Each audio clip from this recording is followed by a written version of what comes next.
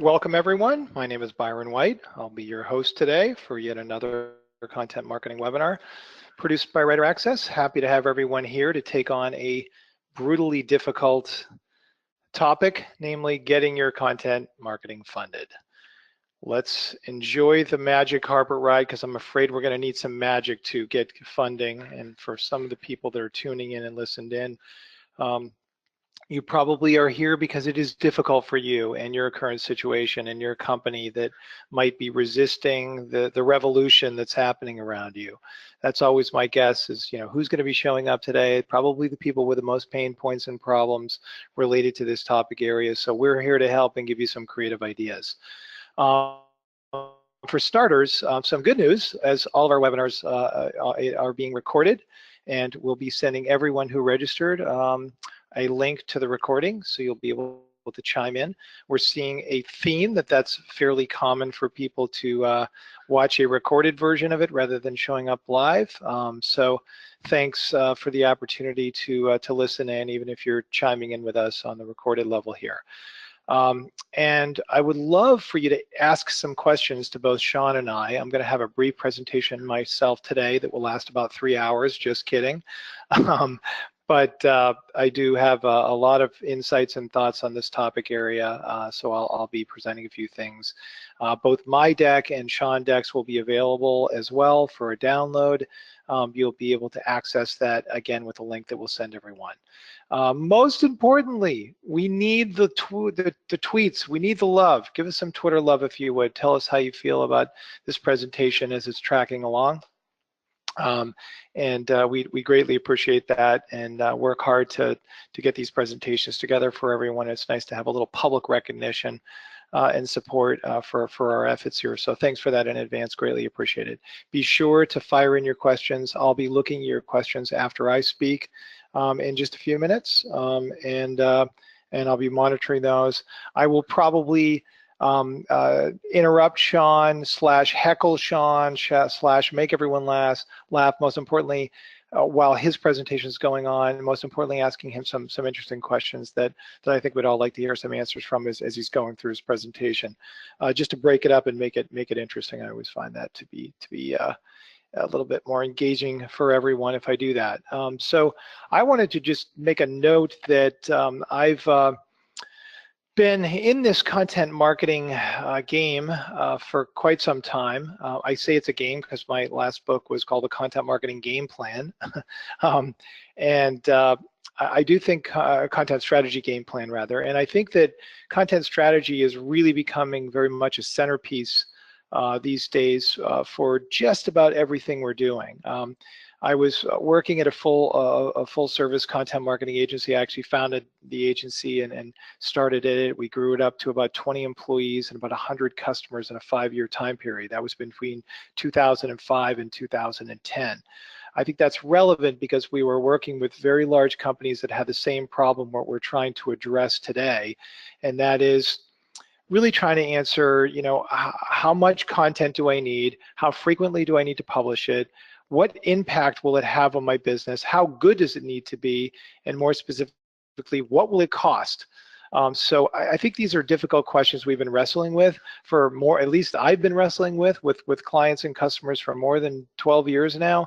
And we worked, as I mentioned, with big companies like Walmart, the Company Store, Brookstone, FTD, Salesforce, Iron Mountain, just really amazing companies. And they were all faced with the same problem we're all faced with now. How do we justify our expenditure? What do we need to do that? And so I'm going to talk a little bit about that today in my presentation. But most importantly, you're going to be meeting Shawn today. Shawn, welcome. Thank you, Byron. Appreciate it. Indeed. Great to have you here. You're going to try to put a torchlight on this difficult topic, no pun intended, couldn't resist.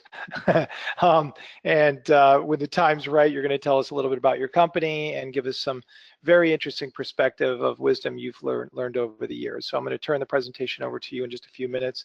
Thanks for being here. Yeah, and looking forward to it.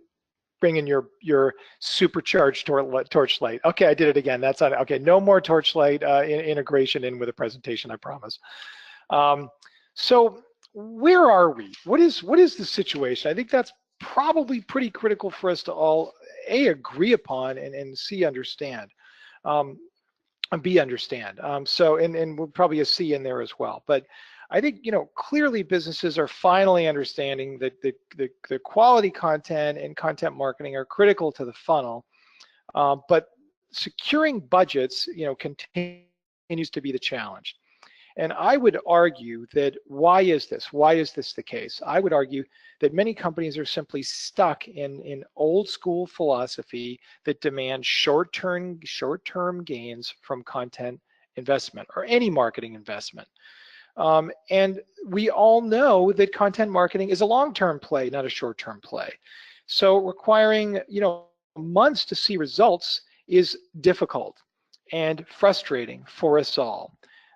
And further, finding those unicorns that perform extremely well and go viral and increase your exposure and get your brand in front of people in strange and mysterious ways are few and far between.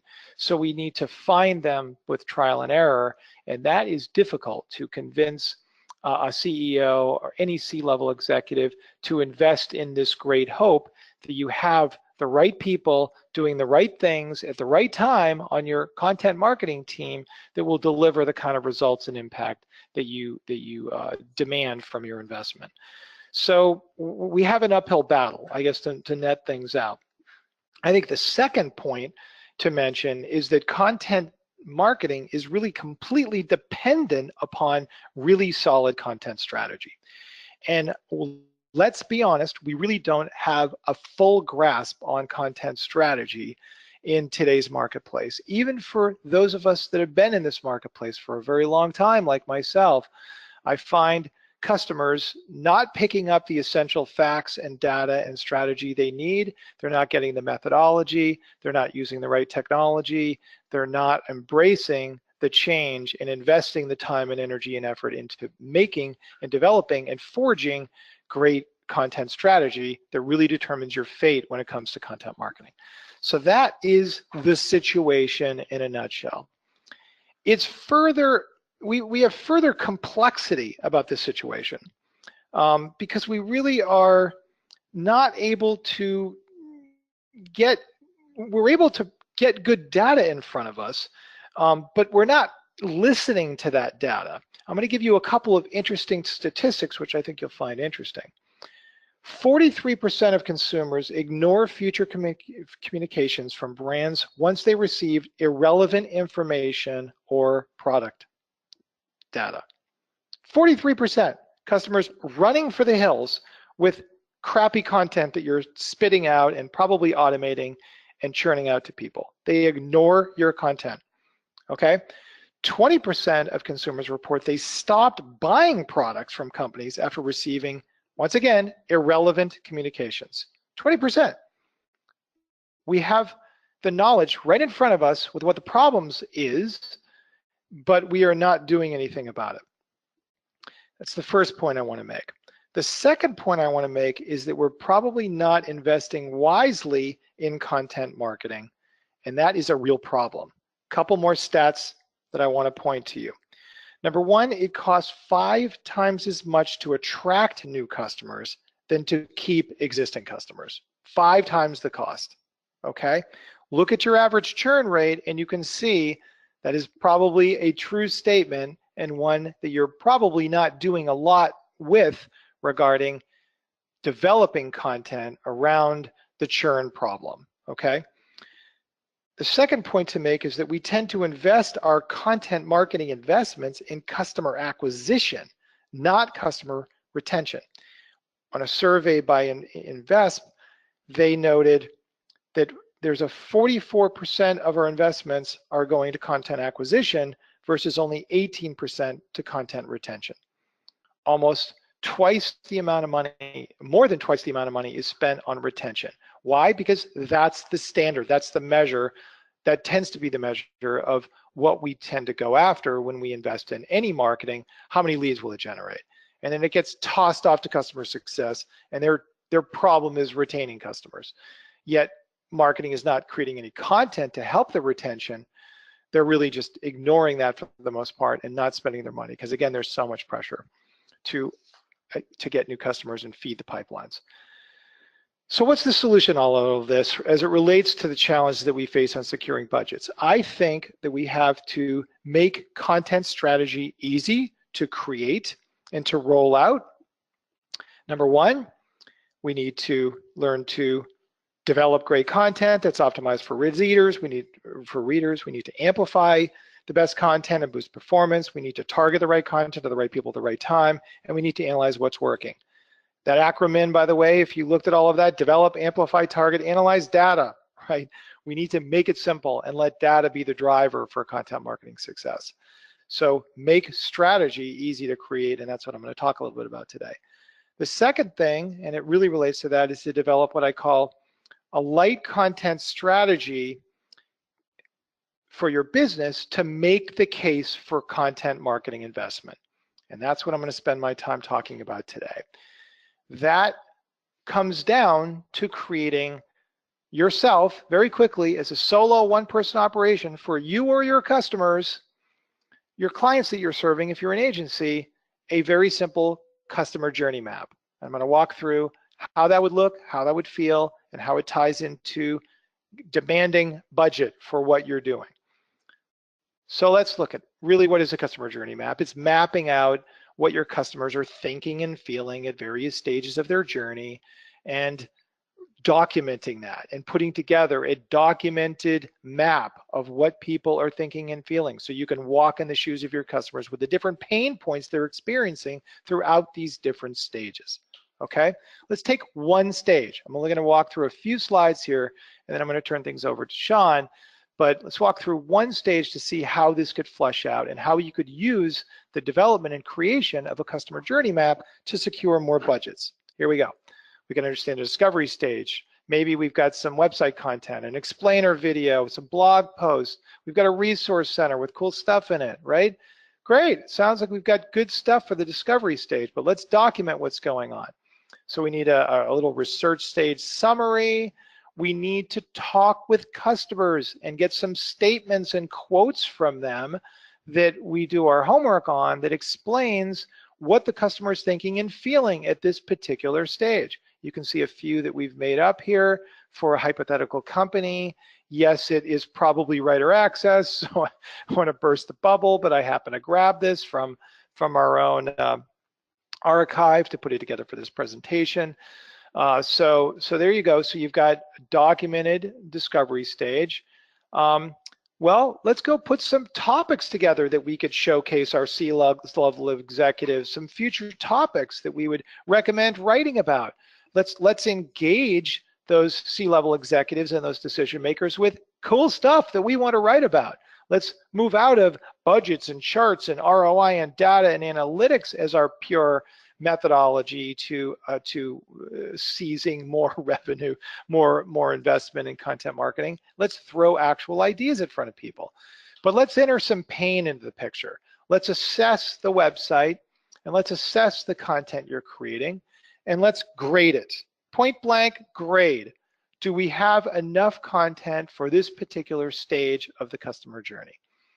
And you see in green that the stages that we are doing some good work in. We could write a description that explains what we're doing and how we're doing it.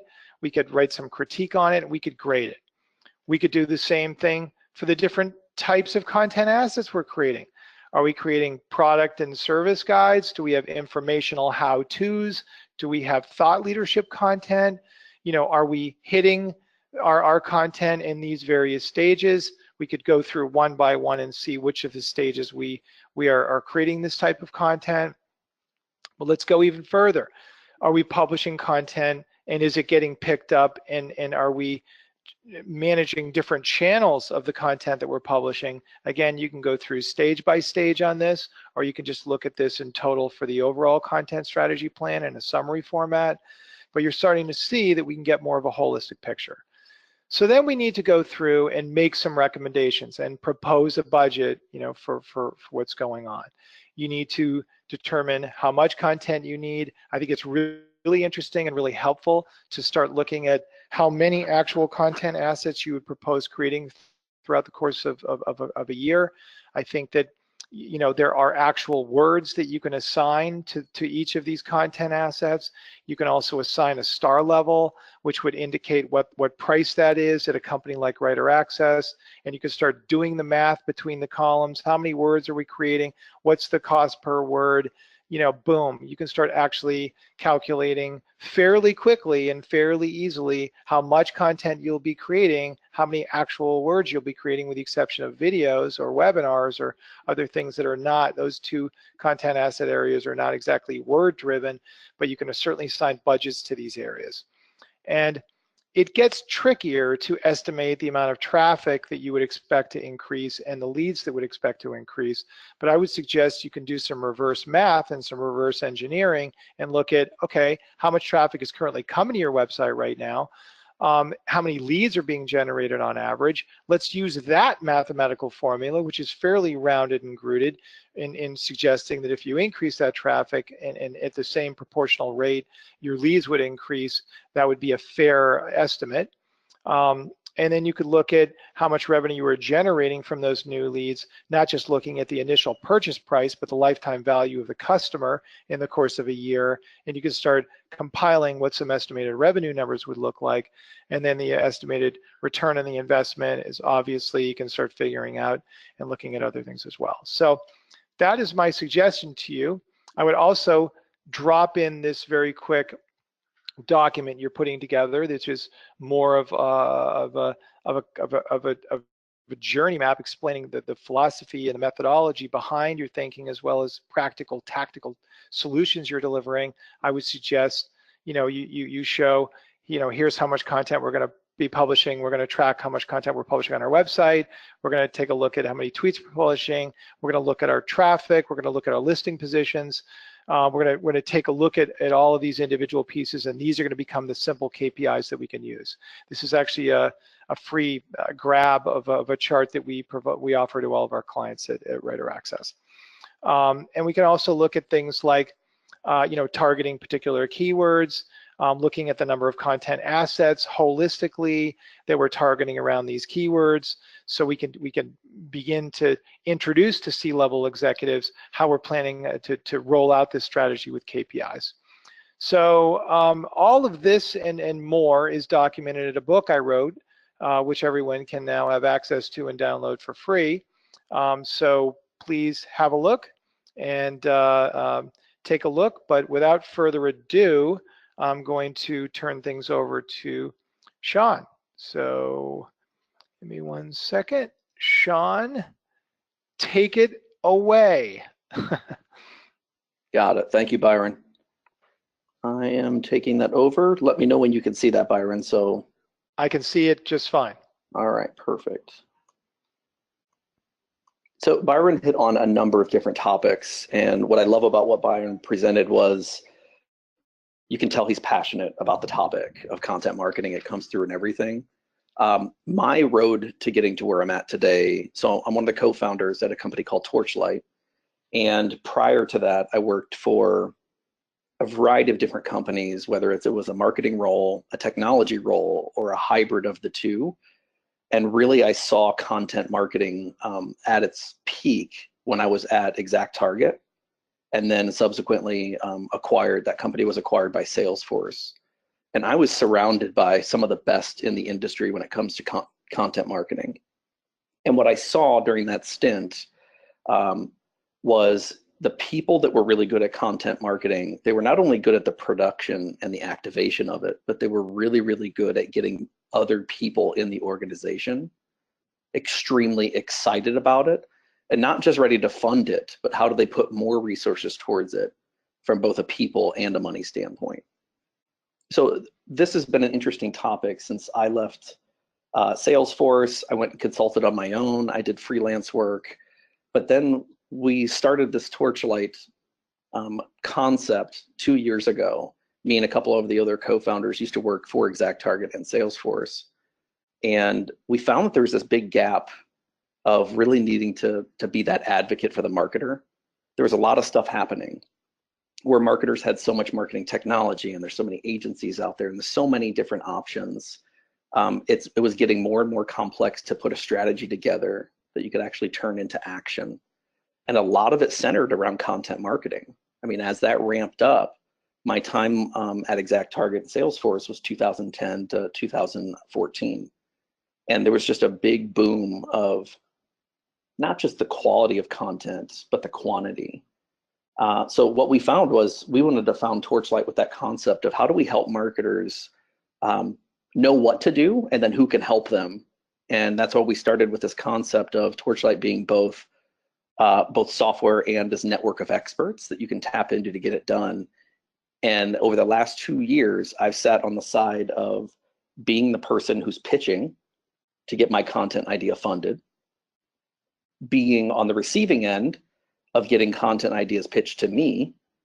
And through Torchlight, we've had the benefit of working with a lot of customers where we're helping them devise the pitches internal to get their content marketing funded. So I have this soft spot for this topic because it's constantly something that I'm dealing with on a daily basis. And what I found over and over and over again, I'm going to try to exemplify through a person that I know who's still at Salesforce. She has a great story of how she's gone from idea to execution with content marketing that goes along this flow that's very, very similar to startups.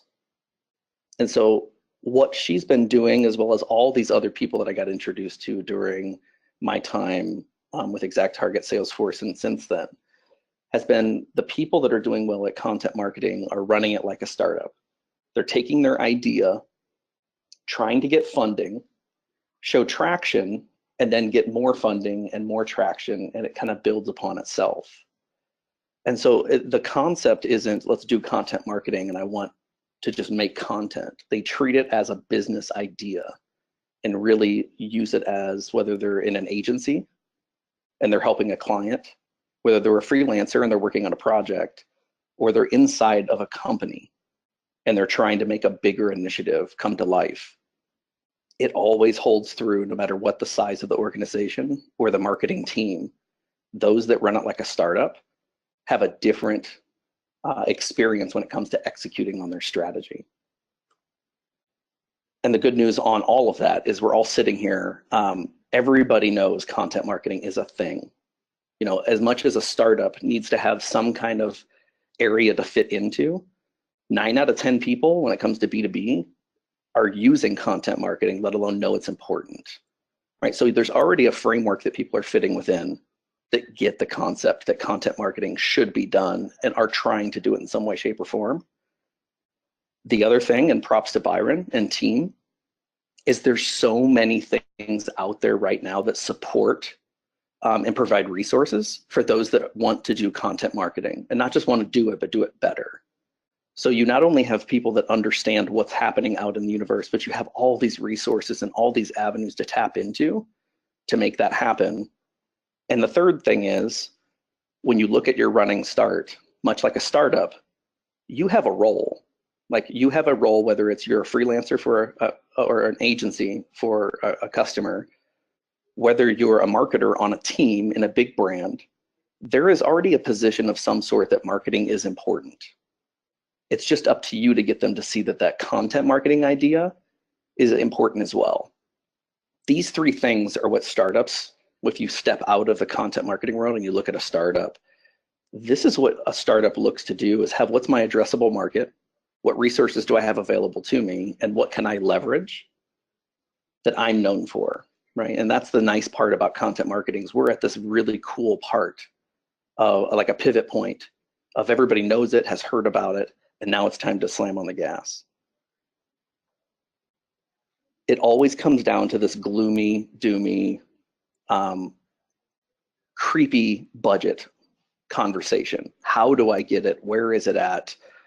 And it always seems to be this ominous figure standing in the shadows.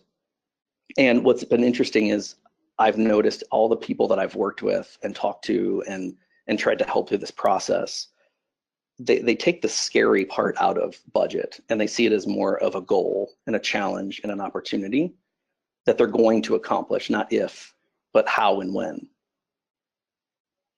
These are the 5 things that people listening here, whether you're on the agency side, you are a freelancer, or you're On the customer side and trying to work internal, you're going to experience at least one, if not multiple, of these 5 things.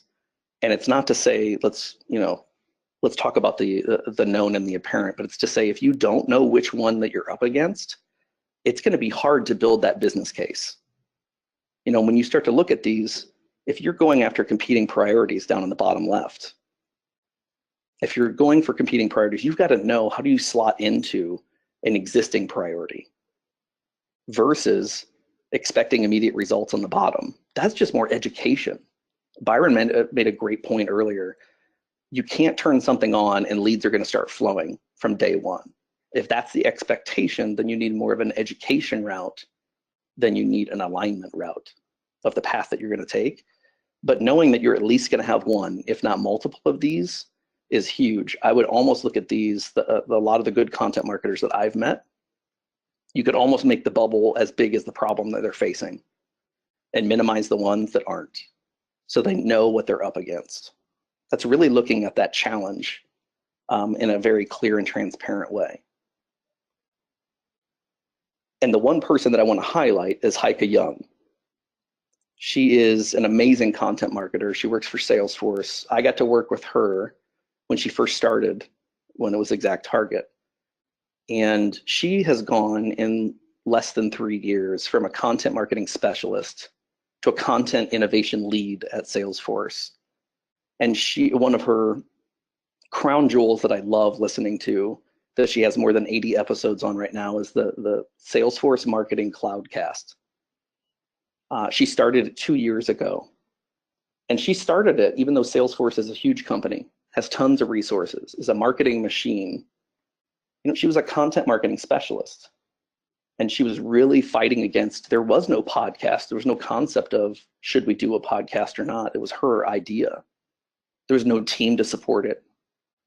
There was no support whatsoever for it. It was more of, she had to generate that energy around it.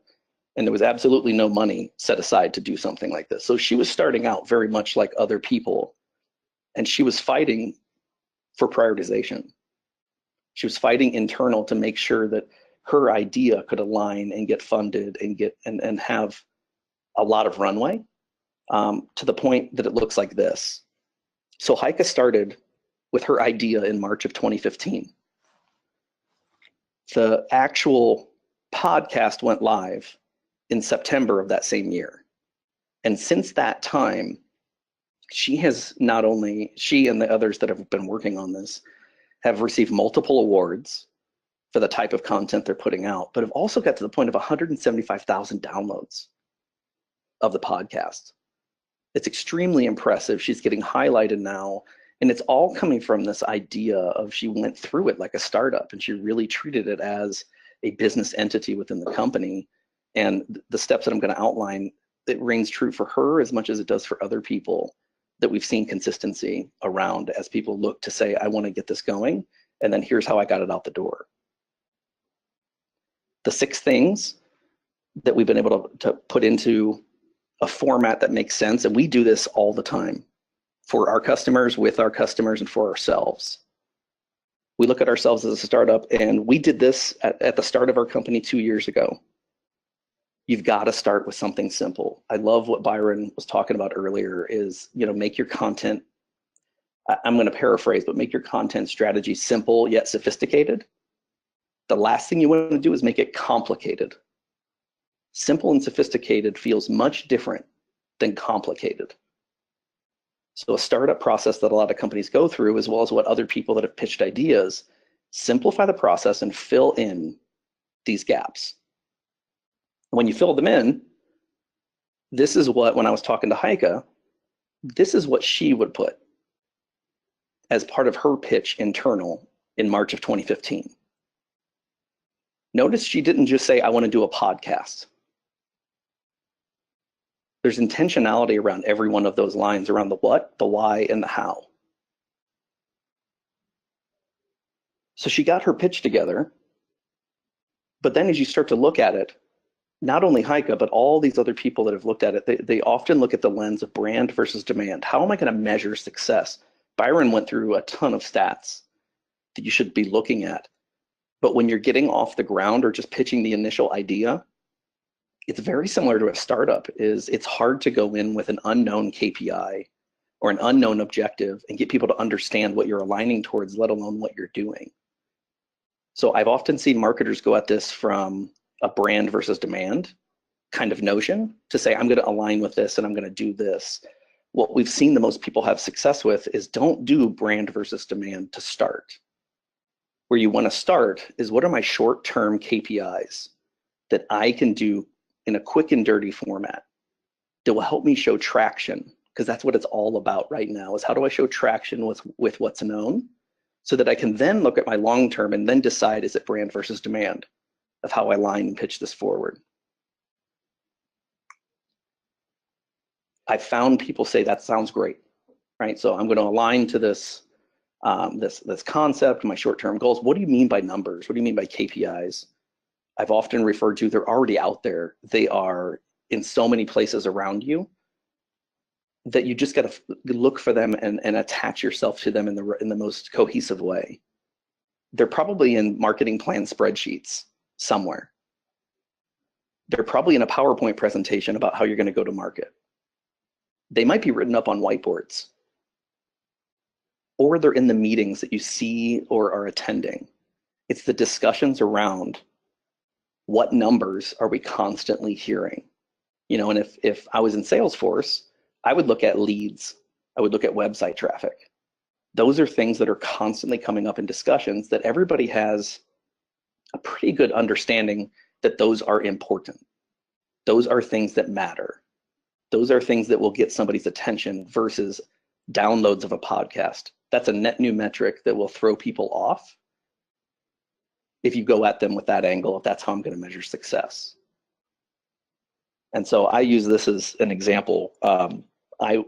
Whenever I pitch for a net new content idea, or I get pitched, it's always interesting to see the people that align with the sales team and their numbers almost instantly build in an advocacy from the sales team. Because it's like you know what is important to me, you know what's going to drive top line revenue. And so it's much easier to start to assimilate to a group that will then support you as you start to go through this process, right? But you're only at step 2. Like, what numbers am I going to align to? As soon as you start to see those numbers and what you think you would align to with website traffic, or if it's engagement rates or even leads, start doing something about it. You now know what you're doing. You now know how you're going to try to measure what the impact looks like. Heike told me a story about when she started the podcast. She literally sat with a blanket over her and her computer and her microphone and did the podcasts because she didn't have soundproofing. You know, she was in a noisy area, and she was able to do something to just show, this is what I mean when I say I want to do X, Y, or Z. She was actually able to show 3 tangible episodes. And I love this, just this visual for me resonates so well, because I can guarantee you a lot of people listening to this have experienced this in one way, shape, or form. So when we started doing this, I mean, I looked at it when Heike told me that story, and I was like, yeah, that's absolutely true. Like, what's the one thing I can start as fast and as cheap as possible? So on the left is an example of just LinkedIn posts. I've got a network, I can tap into it. On the bottom is our CEO, Susan Marshall. Well, she's attending a podcast. If I was Heike, I would say, oh, okay, well, why don't I go and see what other people are doing around their podcast and get kind of behind the scenes to really see what that channel's like. Or even on the top right, start participating on other people's content areas where they've already built that audience. But just start somewhere. These are 3 examples that we used where we had no budget. It was really just resourcefulness of getting something started to show traction, to show tangibility to what we can produce. But once you start to do that, you immediately need to find your tribe of people. And Jeff Roars is a mentor of mine. He's on our board at Torchlight. He was a VP of marketing at Salesforce. He's the CMO at Yext, a publicly traded company now in New York. And he formed this up in a very simplistic way. You have to have a tribe supporting you as you're in the startup mode. And the tribe needs to look at who's going to help you make it and who's going to help you sell it. And when you think of it in those terms, it really is like a business. You have to sell something to generate revenue around it. But then what are you actually selling? What's the tangible things that you're selling? Well, you need to make it as well and support it. So when he gave me those anecdotes and I started thinking about all the different things that people have done to build the support around them. When I'm looking at content marketing in particular, these are the 5 areas I go to immediately. If I'm working with a customer or I am the customer, I start looking at, are there other marketing teams? Are there other teams that are working within this group that we could start to see, does this align with? Do they support and help us make it? Or the sales team. They're usually the first people I would hit up. But you also have customers. There are really friendly customers that will help you out, and having a customer speak on your behalf, you're selling inside to an organization. You're selling to get budget. So having a customer support you, it's a pretty powerful thing. Partners are often overlooked. There are a lot of partners in your ecosystem that have probably done something or could support something in some way, shape, or form that doesn't cost any money, and it's a win for both. And then influencers, we know content marketing pretty well. Influencers, those, you might have influencers in your back pocket and not really know it. I would honestly take a look at your own network and just make sure that you're not missing out on a hidden gem that's in there. But whether you're making it or you're needing help selling it, Heike did such a phenomenal job when she laid out how she did this. And I know both of these individuals. So Joel Book is a person that has been industry veteran in marketing. He knows all the players in the B2B space. He has produced all kinds of content. And he has the street cred, if you will, inside Salesforce of the person that produces high quality content. Heike aligned her resources with him and said, hey, Joel, I have this great idea. This is what I want to do. This is how we can measure success. But getting Joel on board really cemented her ability to make this and have people take note. At the same time, I mentioned Jeff Roars, that's him on the right. You know, he's an author. He's well respected. He travels the speaking circuit, but he is one of the best storytellers within Salesforce at the time that Heike was doing this. And getting Jeff to help her tell the story of the impact that doing this podcast could make, doing the impact of getting customers or getting prospects to speak, getting people to download it as part of a sales tool. He was able to help articulate the story that helped to sell this concept internal. So Heike did an amazing job of aligning with resources internally that already had the street cred to make it and sell it to people inside the company. This is the part where I find most people drop off in their ability to sell the concept, is not just saying what I'm going to do and why I'm going to do it. But Byron hit this about the ROI piece. You don't have to necessarily say I'm going to produce this much revenue, but you do need to give something tangible for people to lock onto. And if you think of it in this, it's once again, fill in the blank, right? So you've got to be able to say, I think I got this, or I got this for my efforts, but then associate that with that known KPI that I mentioned earlier, right? So if you're looking at it, if I was Heike, or I was trying to do a podcast, hey, I got 100 downloads from my first 3 podcasts. But to make sense of it, why don't you think of a download as, it's kind of similar to what we would consider a website from a very qualified customer or prospect. Now, if you're saying that to a salesperson, you've got their attention. If you're saying that to another marketer, you've got their attention because they understand it's not analogous, so it's not 100% one-to-one, but at least they have context around the KPI that you think you're going to impact. And the other part, extending this piece of KPIs, don't just stop with I got 100. This is the part of selling your startup, selling your concept. I got 100 without any real support from the organization. If I could get to 500, would you give me budget to promote it, and some support, right? Put your ask together. What is your ask when you get to a certain milestone? Setting a statement out like this to the person who could fund this, to help you sell it, to help you produce it, but ultimately the person that's going to write the checks. When you start looking at it this way, now they've got something tangible. Wow, you got to 100. Now they're helping you champion to that 500. Hey, where are we at? I'm at 250. I'm at 300. You might find that by just putting a number out there that stretches you and sets a if-then situation, you get a lot of positive reinforcement from those around you.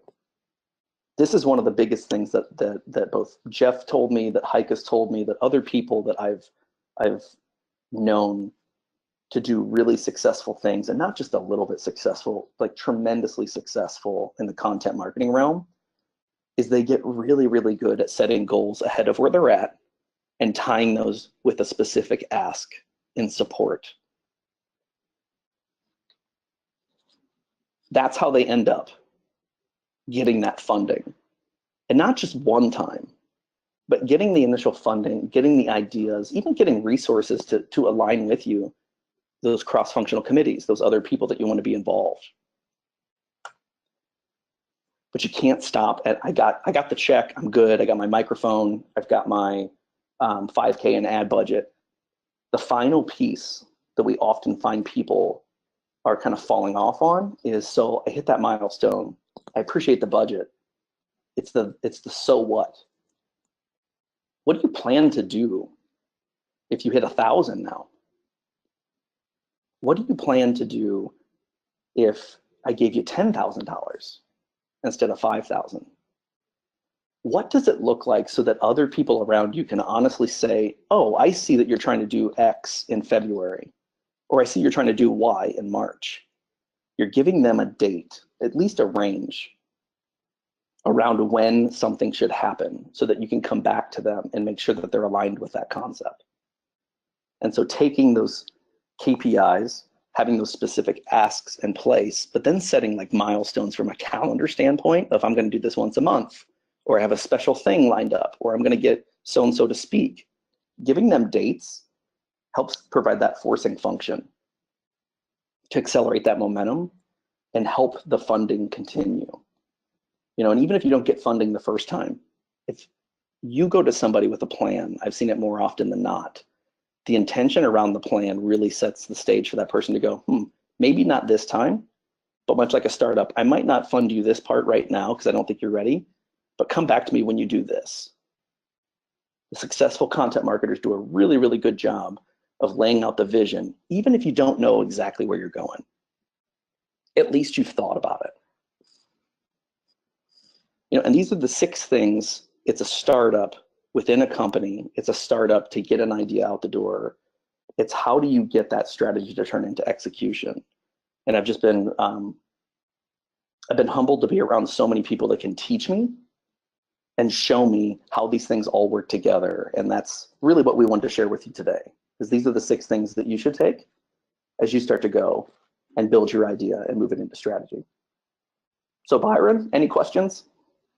No, great presentation, Shawn. Thank you very much. I have some questions myself, and then we'll field some new questions that'll be coming in here.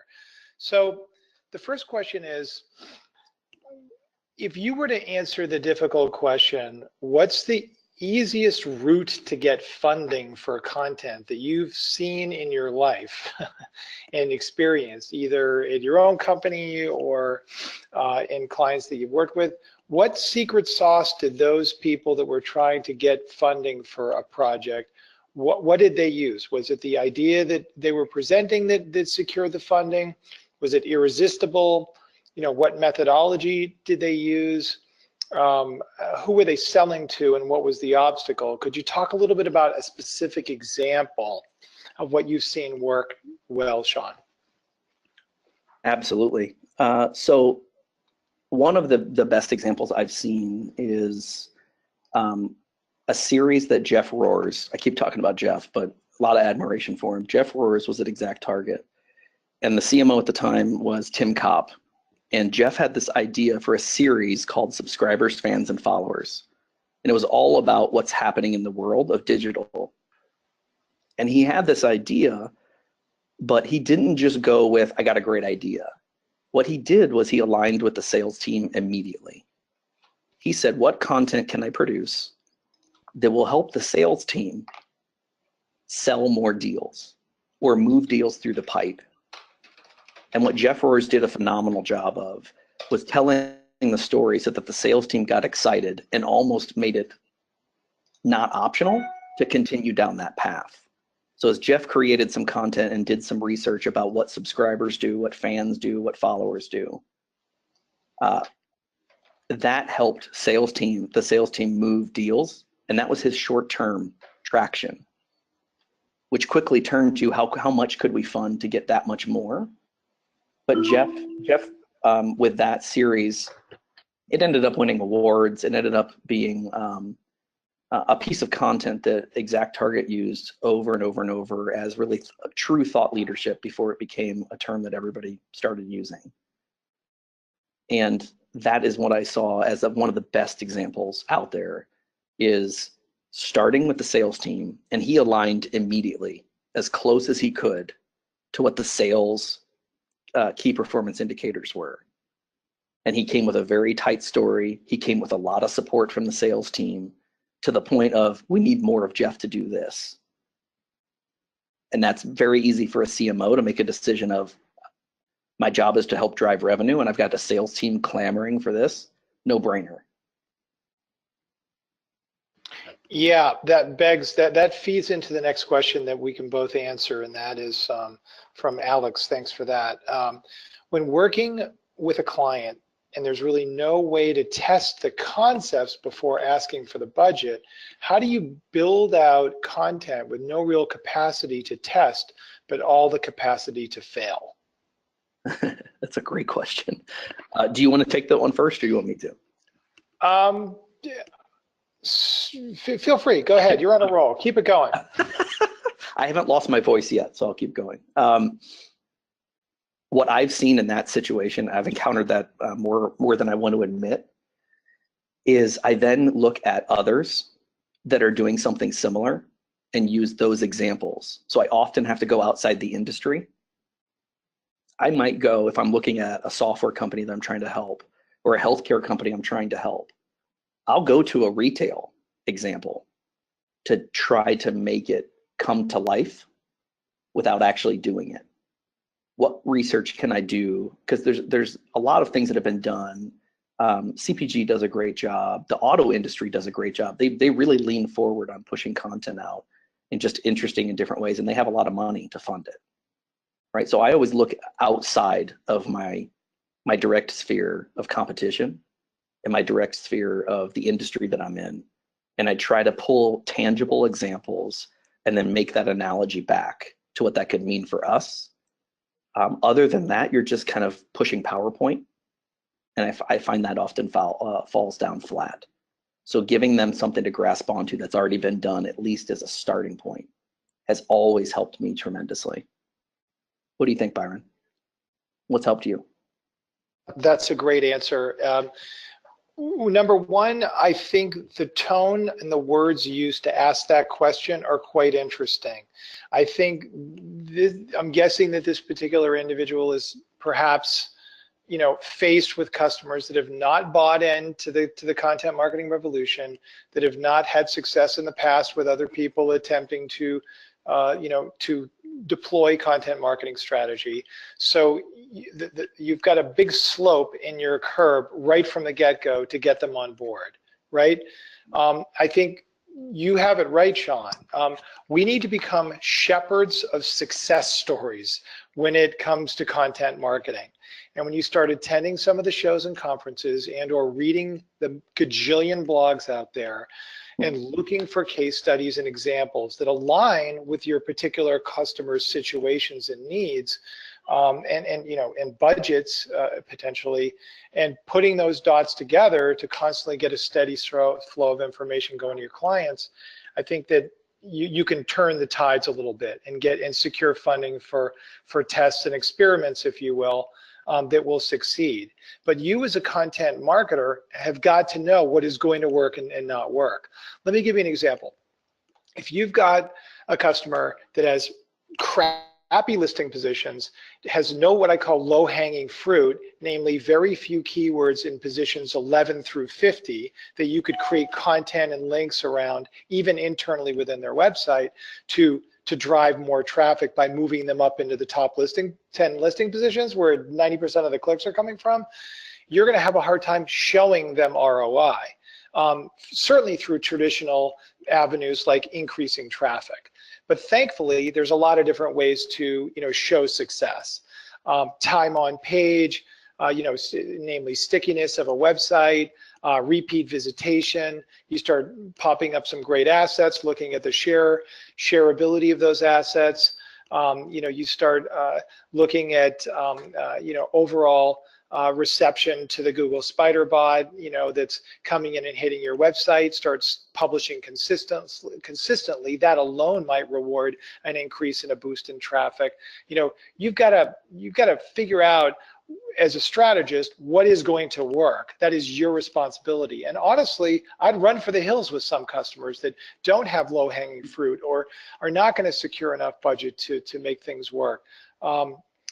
Fortunately, I think you can have success. I think every forward-thinking company needs to think like an old-school publisher, and namely crank out engaging, interesting content that is not aimed at your products and services all the time, but is instead entertaining and engaging and fresh and begins to reveal your personal brand. And that's really what we're trying to do here. I think some of the big challenges that you might consider are have a discussion about the personal branding and what an owner of a business is looking to do.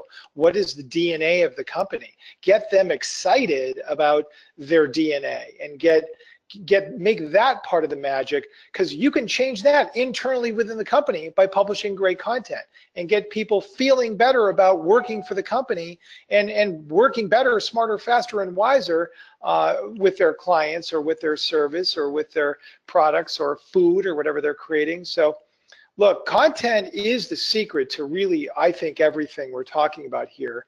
And there has to be a strategy behind it, but you've got to work with people that are receptive to the type of passion that I display every day with my words, because I really do believe that it's come down to content and engagement. And certainly, we spend so much time on our mobile phones. We look at so much content these days, skimming through things.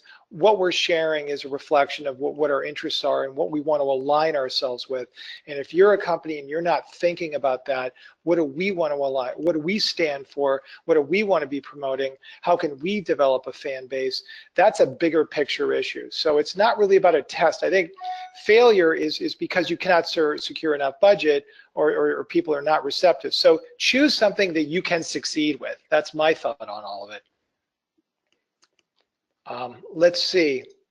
We got some nice compliments. Ken wanted to know if there's a webinar archive. Yes, you can go to the WriterAccess website and go to resources, go to webinars, and all the recordings are back there. And when you click on that, you also get access to the decks as well. What is your take, Shawn? Question here about lack of budget. When you're working with a client on lack of budget, yet expected to deliver miracles, how do you handle that? Man, that's the age-old question. When there is a lack of budget, then I always kind of go back to those problems that you're facing. Is there's money somewhere in the organization. It's just not being spent on marketing. And you're competing with another priority at that point. So I would look at it from, I guess I would chop it up into two angles. One, are you competing with a priority that marketing isn't a priority? If it is, that's somewhat of a losing battle. The other one is really looking at, if you don't have budget, how do you then, I would say getting funded requires resources like people as much as it does money. So it might be you become more of a director and say, look, if you want to do content marketing, I'll become the strategist and I'll map out the game plan, right? But you've got people on your team that we can tap into that don't cost you any more customer X. So let's get John over here to do Y, let's do this, but start tapping into people to at least try to see if there's a benefit where they see the investment of people's time instead of money to get started. And if you don't have either, I think you're fighting an uphill battle. We have another question here from Will. What is the silliest content marketing you have ever seen but ended up effective? I have the best answer in the history of the world to this question. Well, I'm not even going to try then. You go. Well, I'll throw this one out there and you might think of another one yourself. Without a question, Will It Blend is probably the most genius marketing campaign and silliest, to you, that was the word that you threw at me, silliest, that I think has ever existed. Do a search for Will It Blend and go look at some of the brilliant YouTube videos. The gentleman that is going to be featured there was actually an employee of that commercial blending company. You can read about his full story, and he just sort of did it as a joke and tried to blend some unusual things using the blender that is this industrial strength blender as mentioned. And the damn blender will chop just about anything up. iPhones, I mean, you name it. So he's done a series of videos, and I think that would be the answer.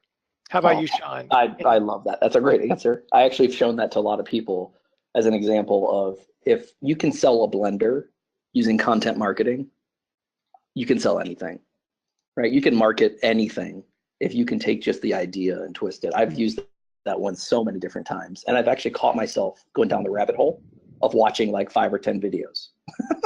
Once you watch one, you're like, yeah, I do want to see him chop up an iPhone. It's everything about storytelling. It's will it blend? That by itself it begs the question that you want to know. I want to know, will this blend or not? I think you need some failures because everything he chooses to blend does in fact blend. It's fun to watch, but I would like to see the blender actually explode one time or something traumatic to happen. Yeah. I haven't seen all of them. As we conclude here, Shawn, securing budgets is a serious thing. We're under a lot of pressure to do that. Do you believe in tests and sort of micro tests and proving things out? Do you feel like you can get any type of reasonable confidence building with tests? 100%. I think that's honestly the only way to start, is really testing it out. And if you don't have the question earlier, if you don't have a way to test it, then look at others that have. And I think that is one of the biggest things with content marketing, even though it's a known entity. Heike is a great example. Salesforce was huge on content marketing. She introduced a new form of content marketing using audio and still had to jump through a lot of hoops. It wasn't just, here's your bucket of money. So I think the testing, the iterating, and the small micro steps that you can make, there's a lot of sweat equity in content marketing, but it's amazing how it compounds on itself when you get that test and it actually proves right. Here's my take on testing. I actually disagree on the answer, believe it or not. It'll make the webinar more fun if I disagree anyway. So, when we were a full service content marketing agency, we were faced with many clients that wanted to give us a test for $5,000, $10,000. We'll do a test run before we sign up for a $250,000 content program with you. That would make sense, right? Well, we said, actually, that really doesn't make sense because content is a long-term play. You need a steady stream of content published over a 3 to 6 month time period to really see its impact and see how it works. So instead, what we tried to convince our customers to do was to spend $5 or $10 or $20 or sometimes $40,000 to have us create a content plan that looked at the competitive landscape, that answered those questions that I mentioned in the beginning of the webinar. How much content do we need? How frequently do we need to publish it? How good does it need to be? What type of writer should we be using? What type of assets should we be producing? And most importantly, what exactly will be the impact of this content that you'll publish? When we created those content plans, they mapped out topic ideas like I showed you today. They mapped out the journey, they mapped out personas, they showed samples of the raise. They basically mapped out like a year's worth of strategy that was developed with a lot of data and a lot of science behind it. So I would suggest start with the development of a customer journey map that I showed you today and charge a customer $5,000 for that. You know, we actually sell those, we sell a customer journey map that you can have created for like $2,000.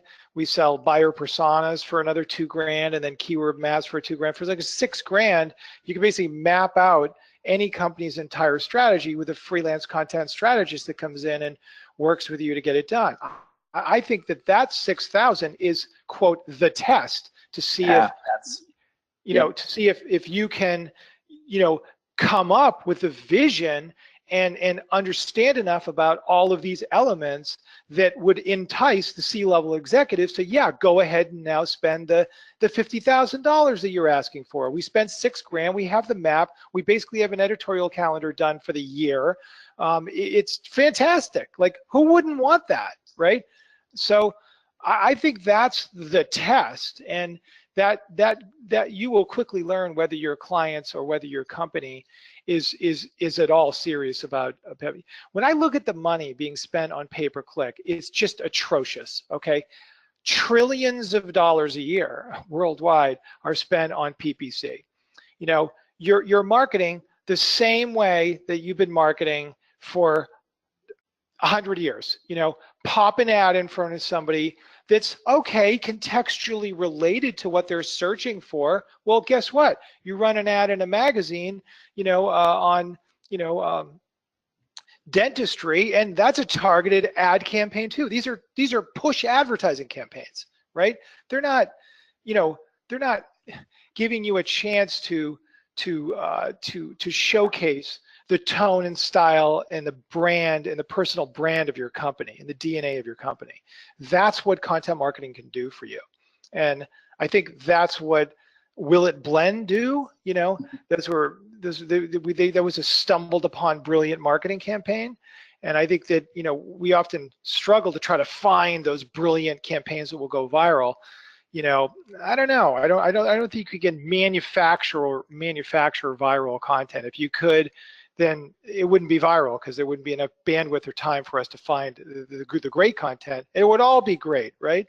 So we have some good challenges in front of us, that's for sure. Shawn, back to you. Thanks for being here today. Really enjoy the presentation and the conversation afterwards. Oh, appreciate it, Byron. This was a blast. Right on. So everyone will be getting some sort of fantastic special offer from Shawn that will reach out to everyone regarding his company.